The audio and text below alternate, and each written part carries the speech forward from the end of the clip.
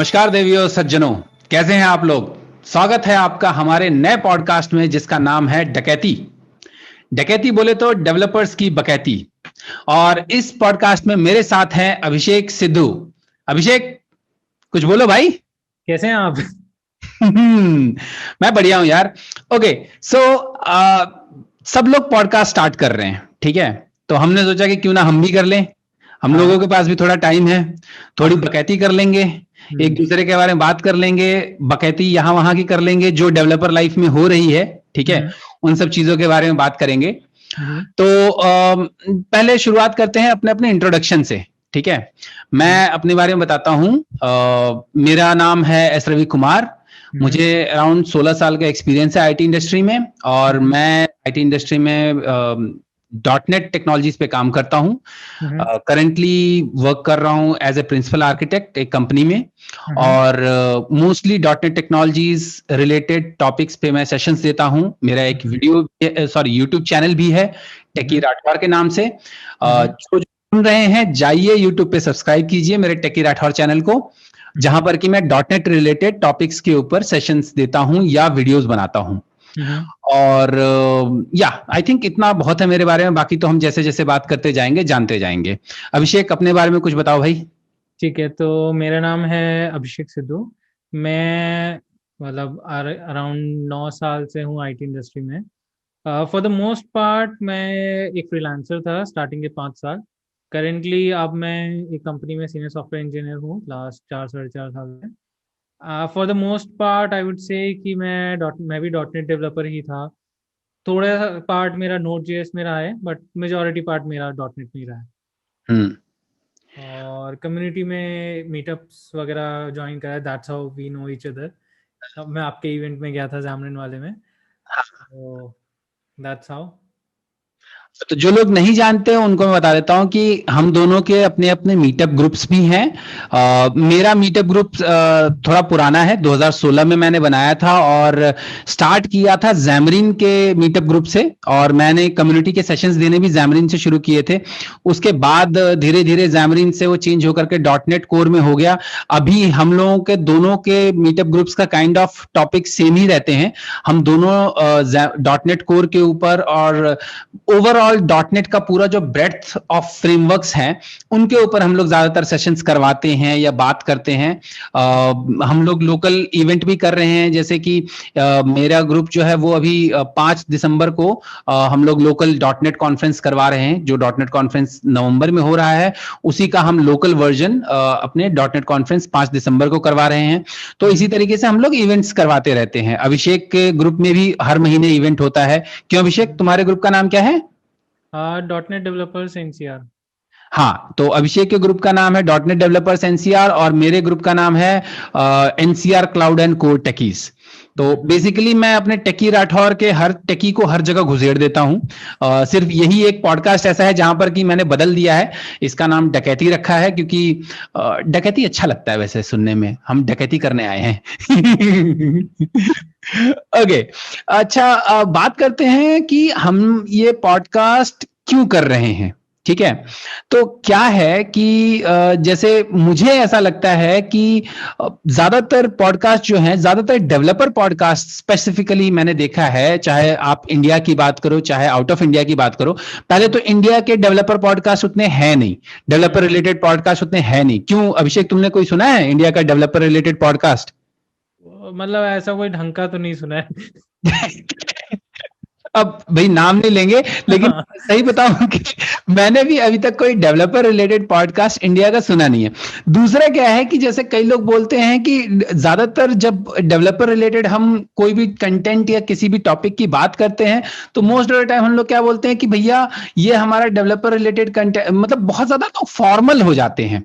और मैं वो चीज नहीं चाहता। हम चाहते हैं कि एक कन्वर्सेशन मोड में काइंड ऑफ एडुटेनमेंट की तरह हम लोग करें, कि एजुकेशन प्लस एंटरटेनमेंट, ताकि आप लोग भी इंजॉय करें, हम लोग भी इंजॉय करें, खुल के बात करें, ठीक है ना।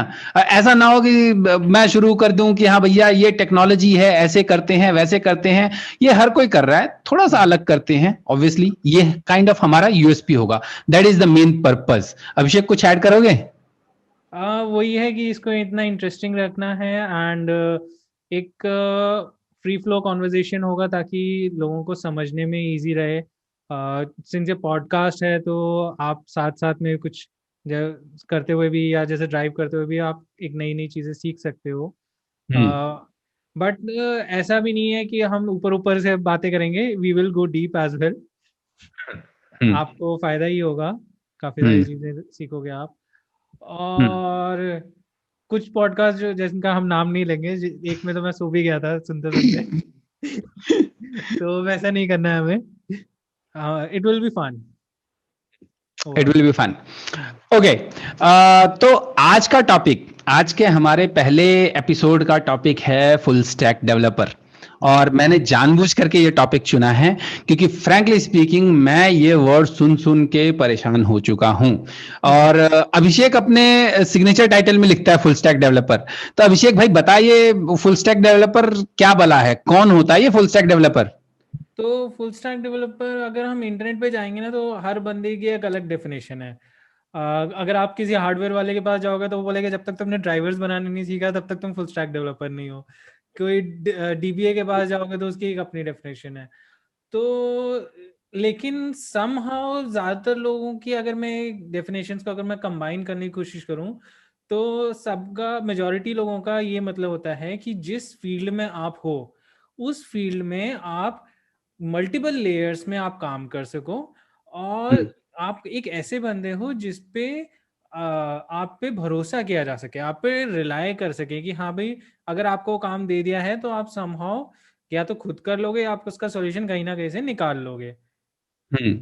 तो फॉर एग्जांपल अगर हम एक डॉट नेट वेब डेव के पर्सपेक्टिव में बोलें, तो वो एक ऐसा बंदा होगा जो फ्रंट एंड पे जावास्क्रिप्ट वगैरह में भी कोड भी लिख देगा, बैक एंड का कोड भी लिख सकता है। तो दैट इज समवन जो एक अक्रॉस द स्टैक्स काम कर सके, इन माय ओपिनियन। हम्म। हम्म। हाँ, और एक बात बताओ, मेरे को नहीं लगता कि यार ये फुल स्टैक डेवलपर ना कोई नई चीज है। मतलब मैं ये कई बार बोलता हूं और मैंने कई बार लोगों को बोला भी है कि भाई ये एक नया बजवर्ड बना करके डाल दिया है। और मतलब आई थिंक सर्च करोगे कि ये कब शुरू हुआ था पता नहीं, इसकी हिस्ट्री मुझे भी पता नहीं है। लेकिन आज से 10 साल पहले, मतलब मेरे को तो 17-18 साल का एक्सपीरियंस, मैंने बोला कि मैं 16-17-18 साल का एक्सपीरियंस है मेरे को। और मैं तब से तब भी हम लोग हर लेयर पे काम करते थे एज ए हाँ। डेवलपर। मैंने हर लेयर पे काम किया हुआ है। डेटाबेस की क्वेरीज भी लिखी हुई हैं, डेटाबेस से कनेक्ट भी किया हुआ है। मैंने VB6 में भी काम किया हुआ है, तो उसमें भी मैंने हर लेयर पर काम किया हुआ था, यूआई भी बनाया है। ASP.NET वेब फॉर्म्स में काम किया था, तब भी हर लेयर पे काम किया हुआ है। तो एक वो ना बस एक एक टर्म है।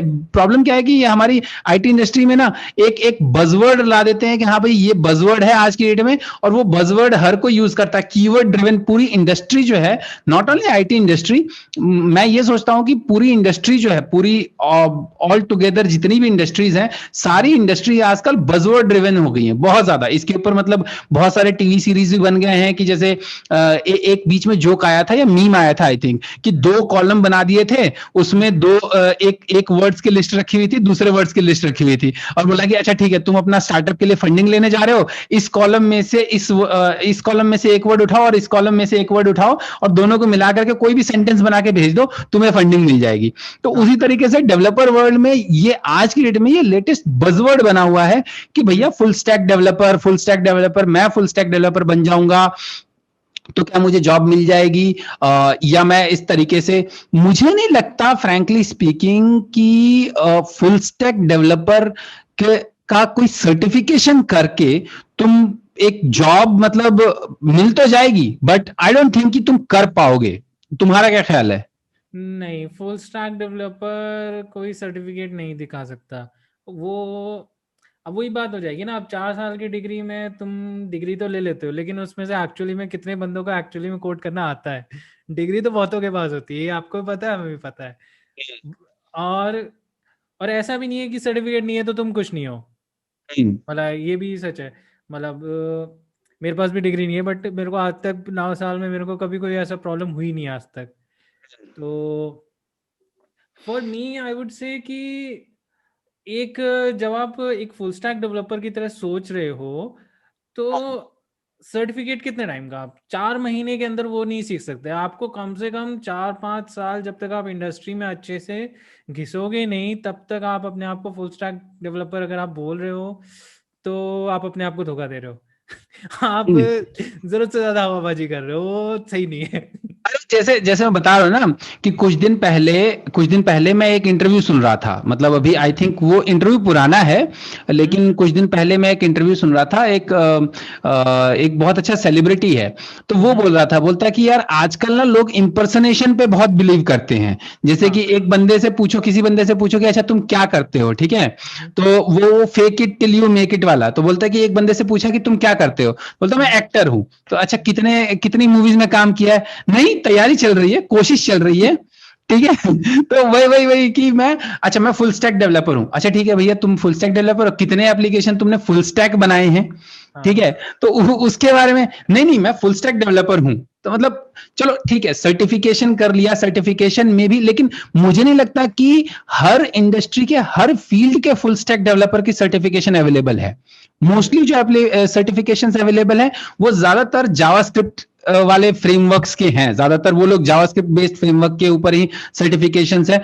आई डोंट थिंक कि dot net based full stack developer की कोई सर्टिफिकेशन है आज की डेट में। यू उसका थिंक एक है? रीजन भी है कि जो अभी तक अगर हम ब्लेजर से पहले की बात करें, तो जैसे कि अभी हमने बोला कि एक फुल स्टैक डेवलपर आप नहीं बना सकते, और ये ट्रेनिंग सेंटर्स को भी पता है कि आप 2 अलग अलग लैंग्वेज में अगर आप सिखाने जाओगे कि डॉट नेट प्लस एंगुलर में अगर आपको फुल स्टैक डेवलपर बनाना है तो आप 4 महीने में नहीं कर सकते। ये उनको पता है, कितना भी तेल लगा लो नहीं कर सकते। तो वो क्या कोशिश करेंगे कि जावास्क्रिप्ट एक ऐसी लैंग्वेज थी अभी तक जिससे आप फ्रंट एंड में एंगुलर रिएक्ट में भी काम कर सकते हो, बैक एंड में नोड पे भी काम कर सकते हो। तो जावास्क्रिप्ट वाज अ लैंग्वेज की तुम्हें एक ही लैंग्वेज सिखा के तुम्हें अक्रॉस द स्टैक काम करवा सकते हैं। तो दैट वाज समथिंग कि तुम्हें अच्छा ठीक है 3-4 महीने में तुम्हें इतना तो सिखा देंगे कि काम कर लोगे तुम, बट तुम ये मत बोलना कि तुम फुल स्टैक डेवलपर बन चुके हो। तुम्हें बस ये पता है कि फुल स्टैक डेवलपर क्या करता है, तुम नहीं हो अभी। Agreed, agreed. तो और दूसरी चीज ये भी है कि आपका जो है मार्केट, जैसा आपने भी बोला, मार्केटिंग बज़वर्ड भले ही मतलब it's like a necessary evil, we don't want to have it, but क्या करें, सब गंदा है पर धंधा है ये। अग्रीड, अग्रीड, बिल्कुल वैसे ही है, वैसे तो ही है। मैं भी इसीलिए लिखता हूँ। हाँ ऑब्वियसली, नहीं लिखेंगे तो कहां से चलेगा भाई, हाँ, नहीं लिखेंगे तो कहां से चलेगा।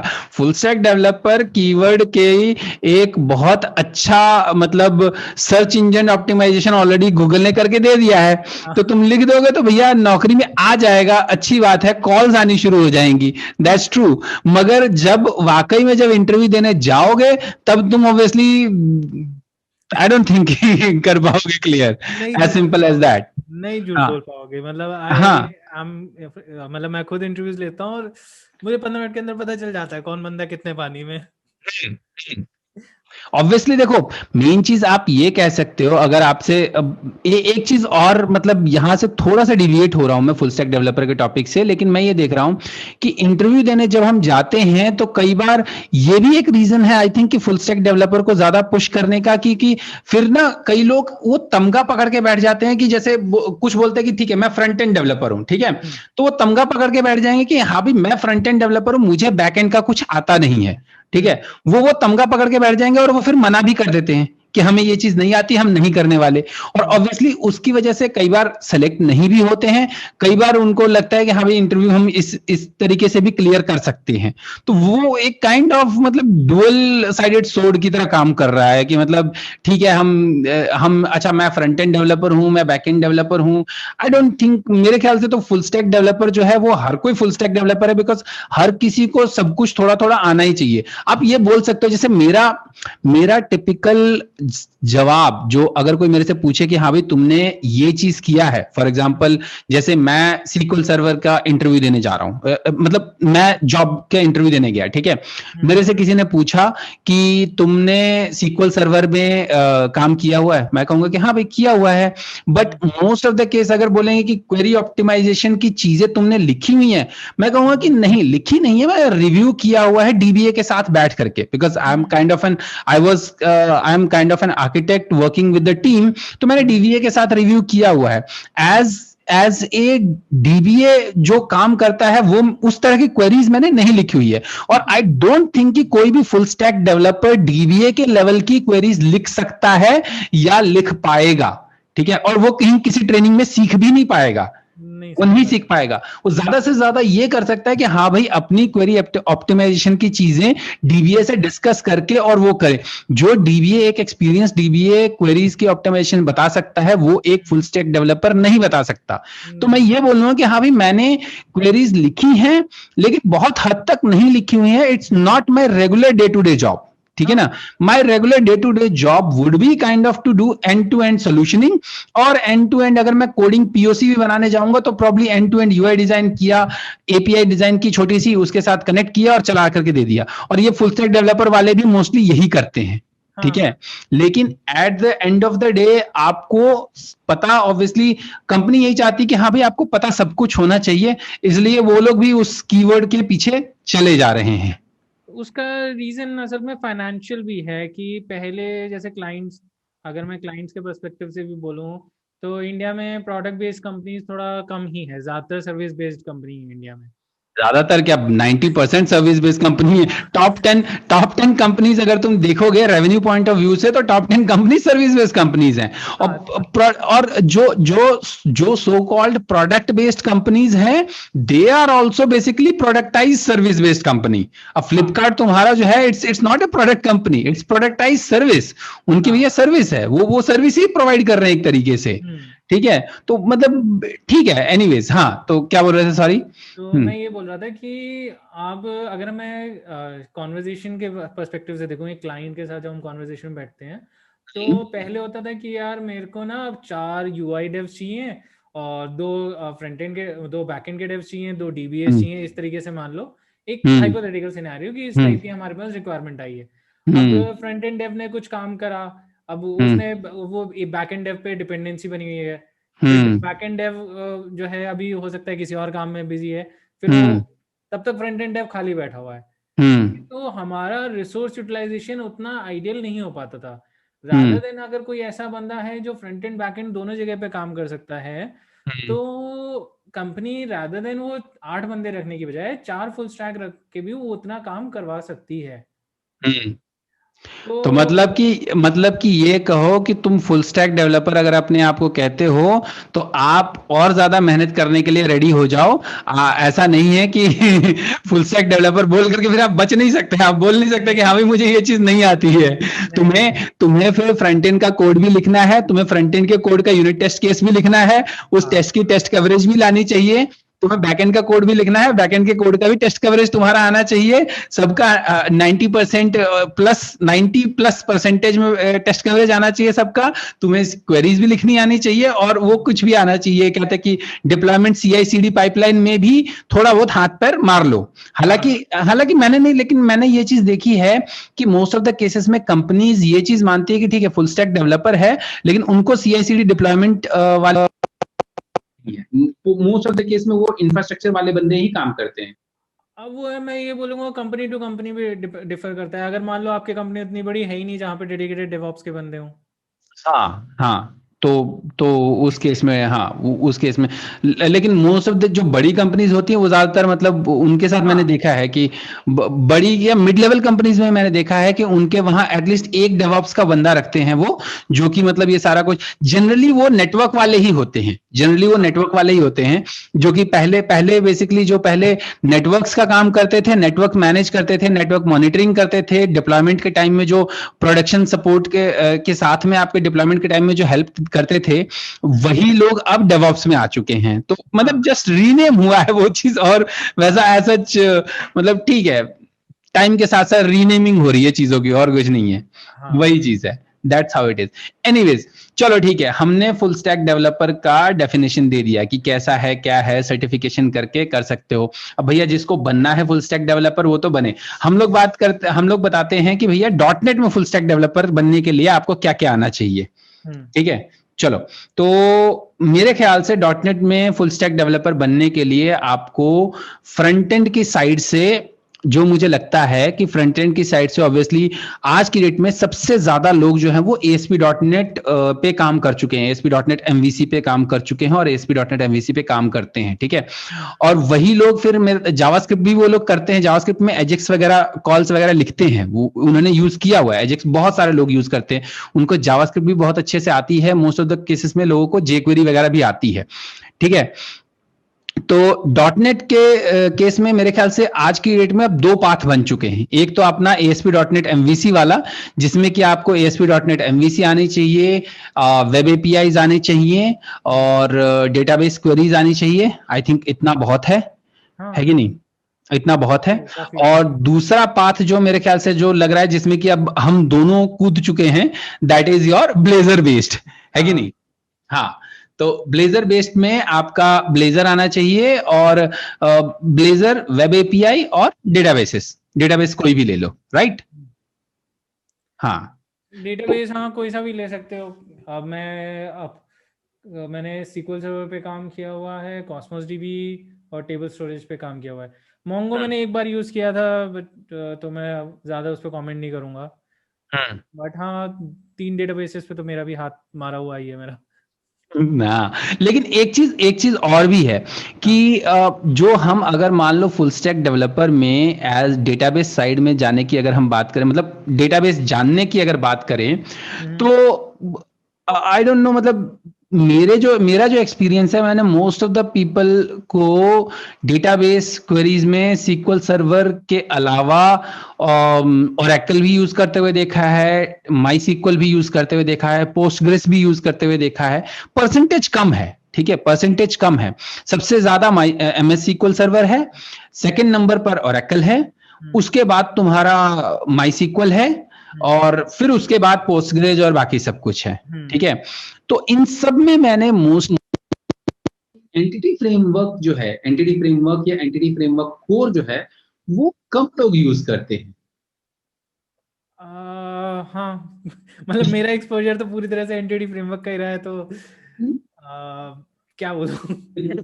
अच्छा, ओके, मतलब मैं एंटिटी फ्रेमवर्क मतलब मैंने पर्सनली तो हमेशा ही एंटिटी फ्रेमवर्क यूज किया है स्टार्टिंग से तो नहीं बोलूंगा।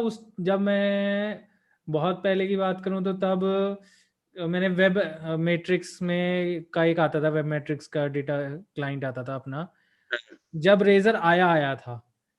अच्छा, वेब उसको कुछ और नाम होता था, मेरे को याद नहीं आ रहा अभी। वेब, लेकिन रेजर एकदम नया नया आया था तब, MVC से भी पुरानी चीज है ये 2000 मतलब 12 13 14 के आसपास की बात है। नहीं, रेजर 2009-10 में आ चुका था भाई। मैं एमवीसी और रेजर फ्रेमवर्क जो है वो 2009-10 में आ चुका था।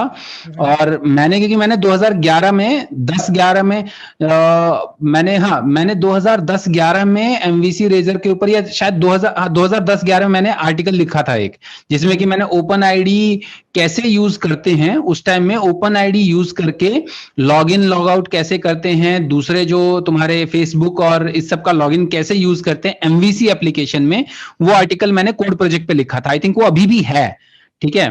तो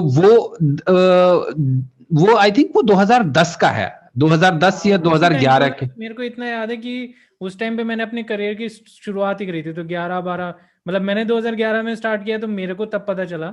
तो हो सकता है कि मेरे आने से पहले थोड़ा आ गया हो, बट मेरी शुरुआत वहां से हुई थी।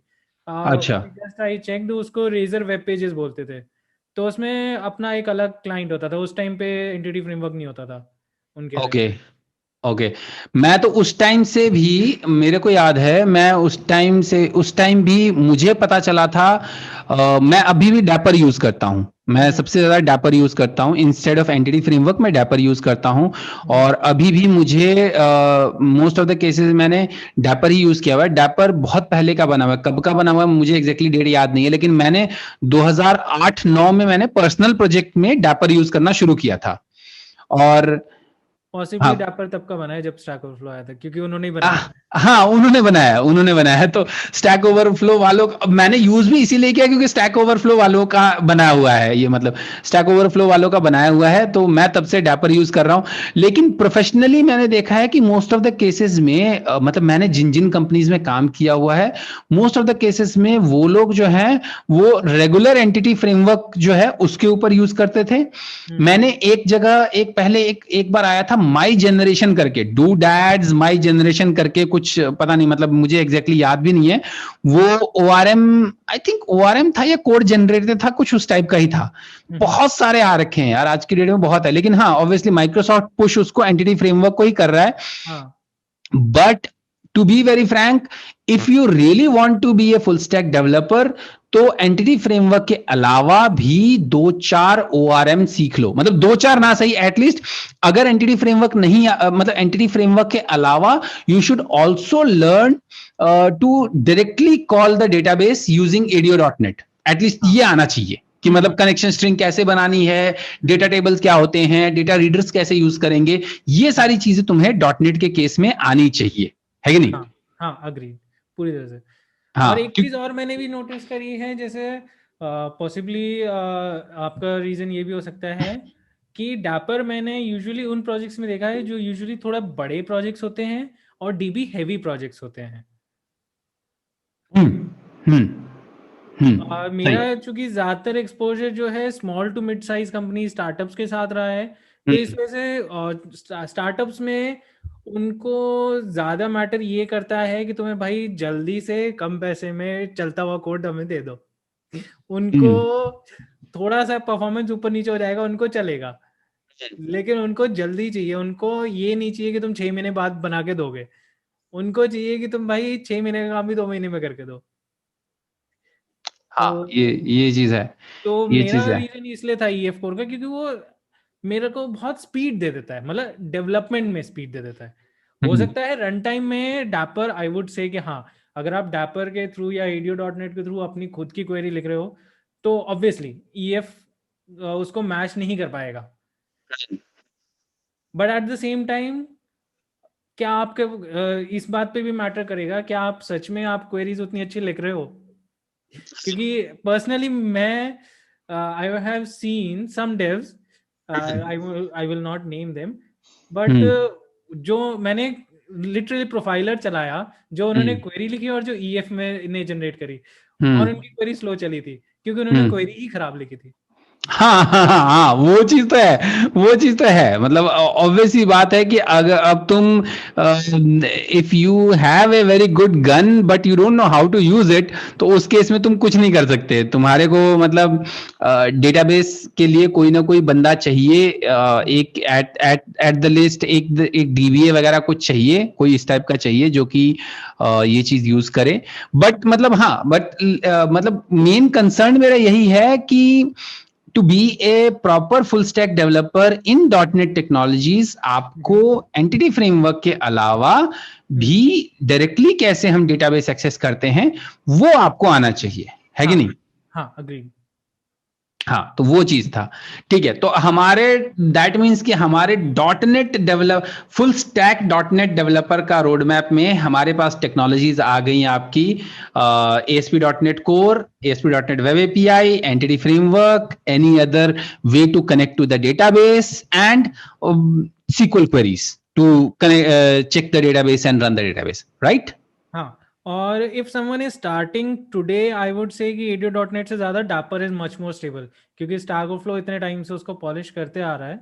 It is much more stable as compared to ADO.NET अगर आप अब स्टार्ट करोगे तो। यार देख, क्या है कि ADO.NET is the base, dapper जो है वो ADO.NET के ऊपर लिखा हुआ है। हाँ वही कि डायरेक्टली अब उसके साथ अब आप ADO.NET के साथ अब खेलने जाओगे ना तो हाँ थोड़ा मुश्किल है। अब जैसे बहुत सारी चीजें हैं जो .NET हमारे लिए करके दे देता है, ये करना देखो, तो वो भी कर सकते हो। ADO.NET is your see, ADO.NET is your basically database connection mechanism, हाँ ठीक है ना? Dapper is basically a micro ORM, ठीक हाँ है? तो इन दोनों में ये मेन डिफरेंस है कि ADO.NET is a basically A micro, it's not an micro ORM, sorry, ADO.NET is a database connection mechanism. उससे हम डेटाबेस से पुश पुल जो भी हमें लेना है, डालना है, करना है डेटाबेस के अंदर, या जो भी हमें डेटा लेना है, सब वो सारी चीजें कर सकते हैं। डैपर इज बेसिकली एक माइक्रो ORM है, तो उसको इजीनेस उसकी ये जाती है कि हम रियल लाइफ सिनेरियो के साथ, हम जैसे एंटिटी फ्रेमवर्क कोड में हम ऑब्जेक्ट्स के साथ प्रॉपर मैपिंग कर लेते हैं। हमें पता होता है कि हाँ भाई टेबल में एम्प्लॉय टेबल है, उसी के तरह का एम्प्लॉय ऑब्जेक्ट है, और हम उसमें सीधे अपडेट सेव सब कुछ कर लेते हैं।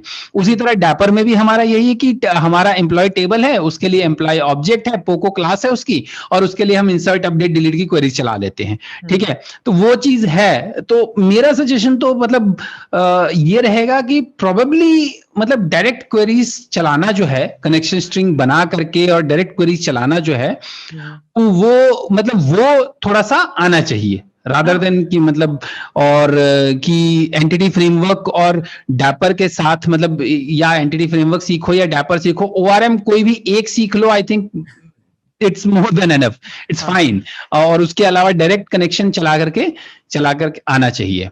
ठीक है, तो ये हमारे फाइनल पाथ हो गया। ठीक है ना?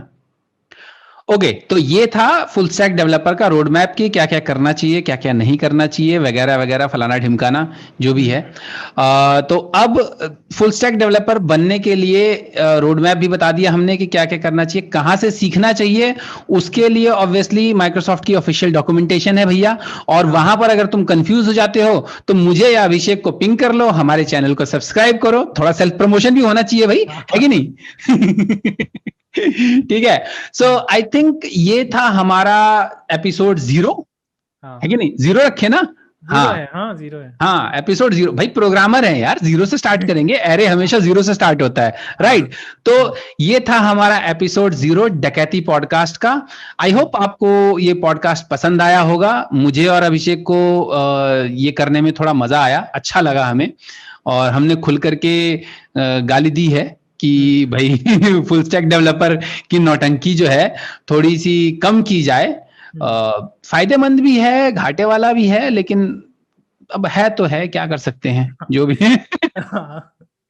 ठीक है, तो guys I think that's all for today. आज के लिए इतना ही। जल्द ही अगले एपिसोड में हम आपको दोबारा मिलेंगे और हम किसी और IT रिलेटेड टॉपिक के ऊपर बात करेंगे उस दिन। तब तक के लिए अपना ख्याल रखिएगा, और मेरी तरफ से नमस्कार।